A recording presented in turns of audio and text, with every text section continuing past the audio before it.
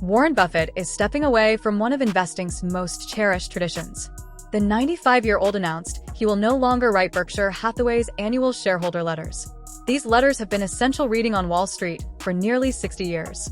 As the British would say, "I'm going quiet," Buffett wrote in his November 10, 2025 Thanksgiving message. He began by saying, "To my fellow shareholders, I will no longer be writing Berkshire's annual report or talking endlessly at the annual meeting.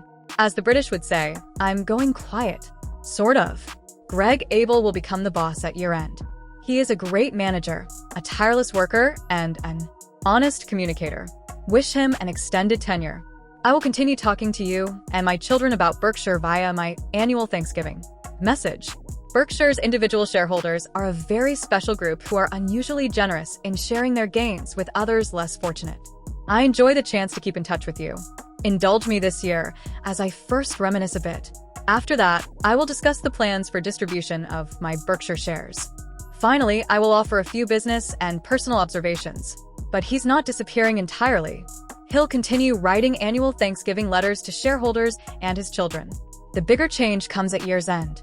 Greg Abel, 63, will officially become Berkshire's CEO on January 1, 2026. Buffett will remain as chairman. Abel has served as vice chairman of non-insurance operations since 2018, overseeing dozens of Berkshire's businesses from BSF Railroad to Dairy Queen.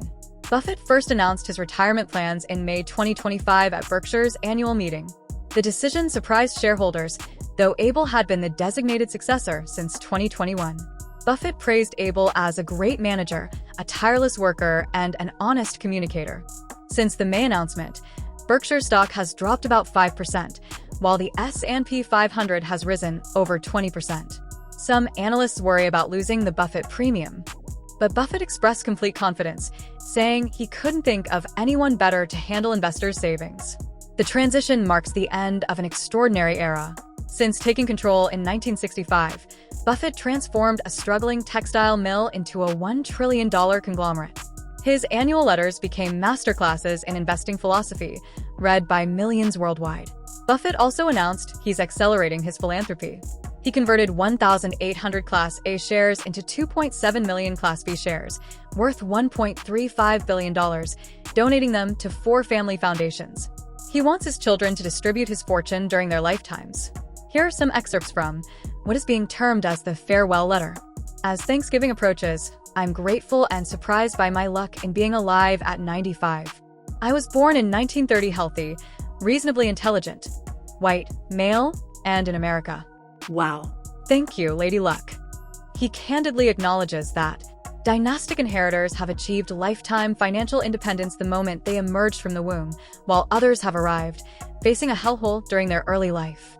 Charlie, however, forever talked of his early years in Omaha as formative. For more than 60 years, Charlie had a huge impact on me and could not have been a better teacher and protective big brother. We had differences, but never had an argument. "I told you so" was not in his vocabulary. I can't think of a CEO, a management consultant, an academic, a member of government, you name it, that I would select over Greg to handle your savings and mine. Don't beat yourself up over past mistakes. Learn at least a little from them and move on. It is never too late to improve.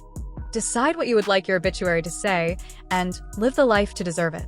Greatness does not come about through accumulating great amounts of money, great amounts of publicity, or great power in government. When you help someone in any of thousands of ways, you help the world. Kindness is costless, but also priceless. What happens next? Abel will write the annual letters starting in 2026. He'll also take questions at the May shareholder meeting, replacing another Buffett tradition.